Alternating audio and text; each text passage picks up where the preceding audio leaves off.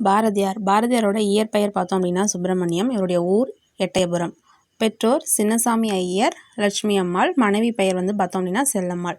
இவருடைய காலம் பார்த்தோம் அப்படின்னா 1882 1921, 39 ஆண்டுகள் தான் பாரதியார் வாழ்ந்திருப்பார்.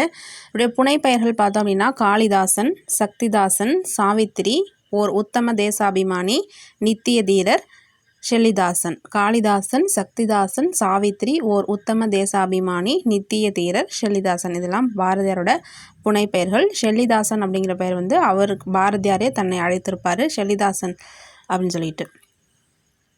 ஆங்கில கவிஞர் ஷெல்லியின் மீது கொண்ட பற்றின் காரணமாக ஷெல்லிதாசன் அப்படின்னு சொல்லிட்டு அழைத்திருப்பார். இவருடைய உரைநடை நூல்கள் பார்த்தோம் அப்படின்னா ஞானரதம். ஞானரதம் அப்படிங்கிறது தமிழின் முதல் உரைநடை காவியம். தராசு, சந்திரிகையின் கதை, மாதர் கலைகள், இது எல்லாமே உரைநடை நூல்கள்.